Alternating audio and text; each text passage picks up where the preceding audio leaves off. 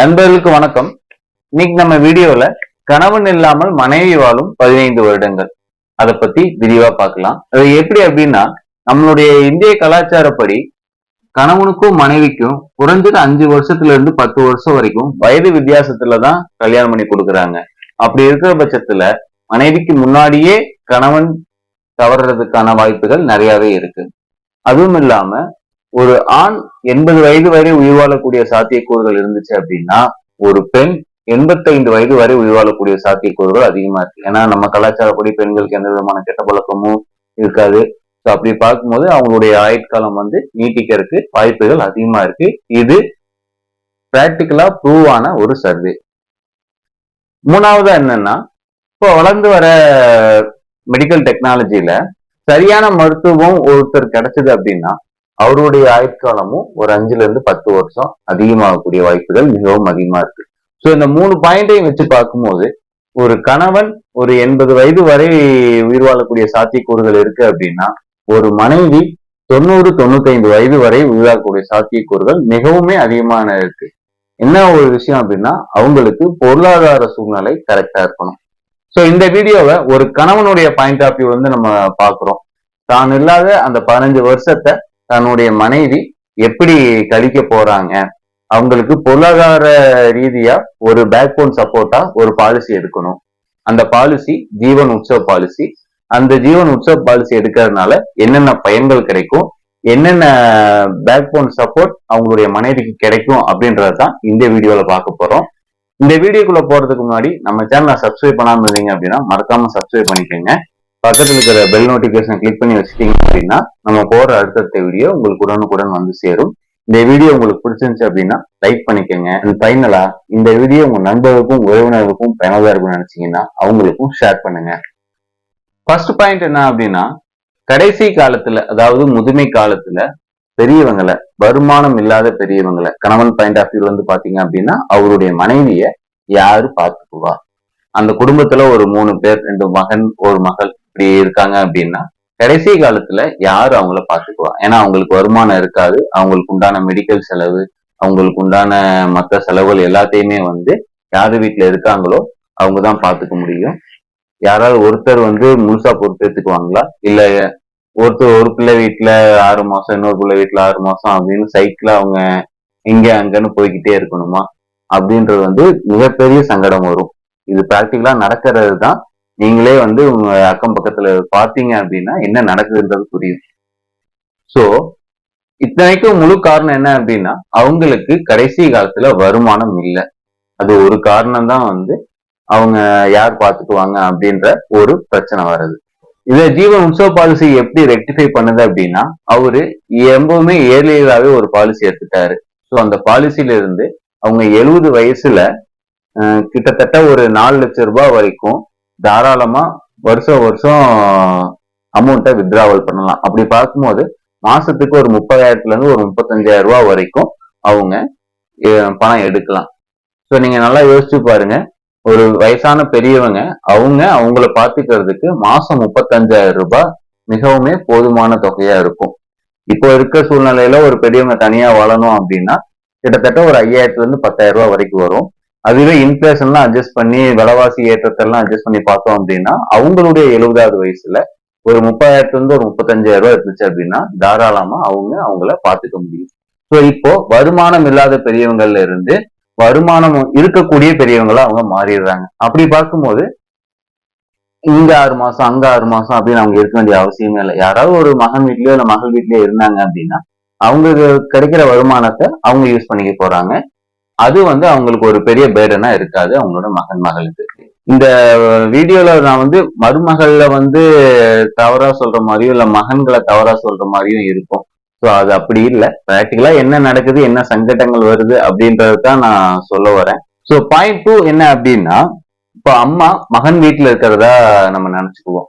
மகள் வீட்டுல ஒரு விசேஷம் வருது, அதுக்கு அம்மா செய்முறை செய்யணும்னு பிரியப்படுறாங்கன்னு வச்சுக்கலாம். இப்போ மகன், அதாவது முன்னாடி சொன்ன மாதிரி வருமானம் இல்லாத பெரியவங்களா இருந்தாங்க அப்படின்னா இப்போ மகன் தான் தங்கச்சி வீட்டுக்கு இல்ல அக்கா வீட்டுக்கு செய்முறை செய்வாங்க. அது மகன் கணக்குல வருமா இல்ல அம்மா கணக்குல வருமா?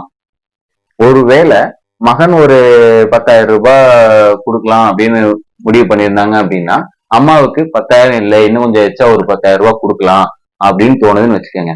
அது வருமானம் இல்லாத பெரியவங்களுக்கு ஒரு தர்ம சங்கடத்தை ஏற்படுத்தும். நம்ம பொண்ணுக்கு நம்ம செய்ய முடியலையே அப்படின்னு ஒரு தர்ம சங்கடத்தை ஏற்படுத்தும். இது வருமானம் இல்லாத பெரியவங்க.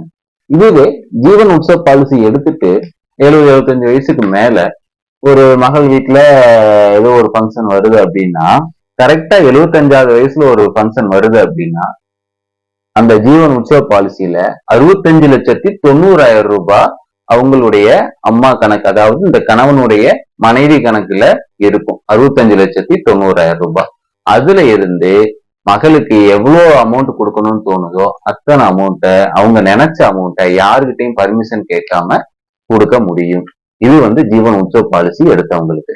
அடுத்த பாயிண்ட் என்ன அப்படின்னா, இப்போ இந்த கணவனுடைய மனைவிக்கு ஒரு 85 வயது ஆகுதுங்க.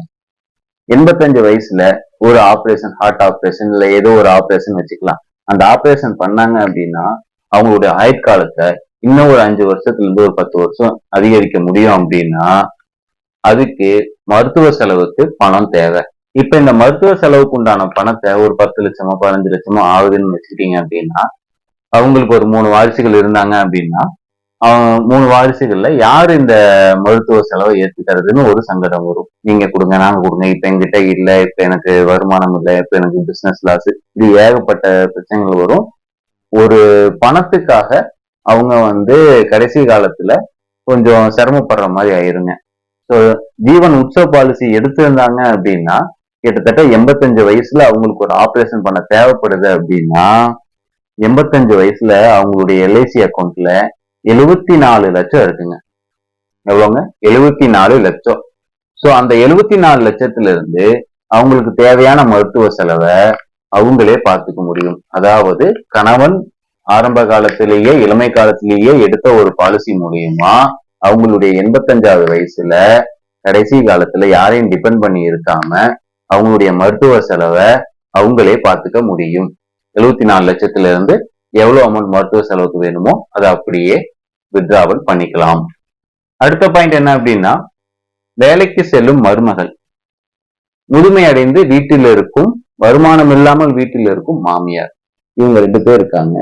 இவங்க 2 பேத்துல யாருடைய பேச்சு எடுபடும் வீட்டுல அப்படின்னா, யாருடைய ஆதிக்கம் அதிகமா இருக்கும் வீட்டுல அப்படின்னா, ஆப்வியஸ்லி வேலைக்கு செல்லும் மருமகளுடைய ஆதிக்கம் தான் அதிகமா இருக்கும். அவங்களுக்கும் நிறைய கம்ஃபர்ட் ஜோன் இருக்கும். அவங்க வேலைக்கு போயிட்டு வராங்க, நம்ம வீட்டுல இப்படி இருக்கணும் அப்படி இருக்கணும், ஒரு கம்ஃபர்ட் ஜோன் இருக்கும். அதை தப்பு சொல்லவும் முடியாது. ஸோ அப்படி இருக்க பட்சத்துல அது வீட்டுல இருக்கிற மாமியாருக்கு ஒரு சங்கடமா தான் இருக்கும்.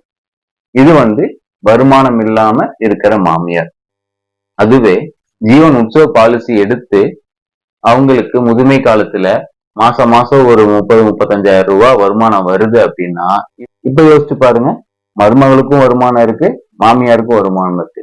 இப்ப யாரு அதிகமா சம்பாதிக்கிறா அப்படின்றத பொறுத்து மரியாதை இருக்காது, யாருக்கு வயசு அதிகமா இருக்கு அப்படின்றத பொறுத்துதான் மரியாதை இருக்கும். சோ யோசிச்சு பாருங்க, முதுமை காலத்துல நமக்கு வருமானம் இருந்தா நம்மளுடைய மரியாதை ஒரு மாதிரி இருக்கும், வருமானம் இல்லை அப்படின்னா நம்மளுடைய மரியாதை ஒரு மாதிரி இருக்கும். இதுவும் நார்மலா எல்லா வீட்லயும் நடக்கிறது தான். ஜஸ்ட் பிராக்டிகலா யோசிச்சு ஒரு ஜீவன் உற்சவ் பாலிசி எடுத்திருந்தாங்க அப்படின்னா அவங்களுக்கு வருமானம் இருக்கும், வருமானம் உள்ள மாமியார், அவங்களுக்கு உண்டான மரியாதை அவங்களுக்கு கண்டிப்பா கிடைக்கும்.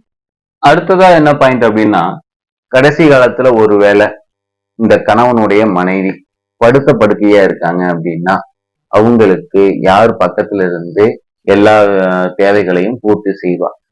முன்னாடி இருந்த கூட்டு குடும்பத்துல எல்லாம் எல்லாருமே யாரோ ஒரு லேடிஸ் அந்த பணிவிடைகள் செய்வாங்க. ஆனா இப்போ நம்மளுடைய கலாச்சாரம் கொஞ்சம் கொஞ்சமா வளர்ந்து வந்துட்டு இருக்குது. இப்போ எல்லாருமே நியூக்ளியர் ஃபேமிலியா தான் இருக்காங்க, எல்லாரும் தனி கொடுத்தவங்க இருக்கிறாங்க. ஸோ அப்படி இருக்கிற பட்சத்துல வயசான காலத்துல உங்களுடைய இந்த கணவனுடைய மனைவி படுத்த படுக்கை ஆயிட்டாங்க அப்படின்னா அவங்களுக்கு அந்த பணிவிடைகள் செய்ய கண்டிப்பா சொல்றேன், இப்போ இருக்கிற நர்சிங் ஹோம் டெவலப் ஆகும். இந்த மாதிரியான ஜாப்ஸ் பிற்காலத்துல அதிகரிக்கிறதுக்கு நிறைய வாய்ப்பு இருக்கு. சோ அந்த நர்ஸுக்கு கொடுக்கக்கூடிய சம்பளத்துக்கு ஒரு ஜீவன் உற்சவ் பாலிசி எடுத்தீங்க அப்படின்னா இவங்களுக்கும் மாசம் மாசம் ஒரு வருமானம் வரும், அந்த நர்ஸு கொடுக்கறதுக்கும் மாசம் மாசம் ஒரு அமௌண்ட்டை அந்த ஜீவன் உற்சவ பாலிசில இருந்து எடுத்துக்கலாம். சோ நீங்க ஜீவன் உற்சவ பாலிசி எடுத்தீங்கன்னா கடைசி காலத்துல உங்களை யாரு பாத்துக்குவா அப்படின்ற கவலை நமக்கு இருக்காது. ஏன்னா இப்ப வரக்கூடிய கலாச்சார மாற்றங்கள் அப்படி இருக்கு. அதை நம்ம ஏத்துக்கிட்டு தான் ஆகணும். அடுத்த இன்னும் நிறைய பாயிண்ட் சொல்லிட்டே போகலாம்.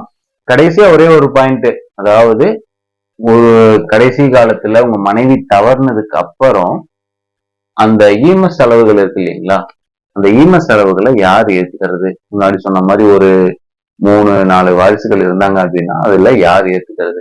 ஆப்வியஸ்லி எல்லாருமே சின்ன சின்ன அமௌண்ட் போடுவாங்க ஒரு குறிப்பிட்ட சடங்குக்கு. ஆனா பெரிய செலவுகள் எல்லாம் யார் ஏத்துக்குவாங்க அப்படின்ற ஒரு பிரச்சனையும் வரும். இது நானே பார்த்திருக்கேன். ஒரு 2-3 காரியங்கள்ல இந்த மாதிரி நடந்திருக்கு. ஸோ நீங்க யோசிச்சு பாருங்க, ஒரு 90-95 வயசு வரைக்கும் வாழ்ந்த ஒரு ஆளுக்கு அந்த ஈம செலவுகள் எவ்வளவு கிராண்டா இருக்கணும் அப்படின்னு நீங்க யோசிச்சு பாருங்க. நீங்க ரஜினி முருகன் படத்துல சொன்ன மாதிரி இது வந்து பெரிய வீட்டு காரியம், பெருசா தான் நான் நடத்துவேன் அப்படின்ற மாதிரி சொல்லுவாங்க.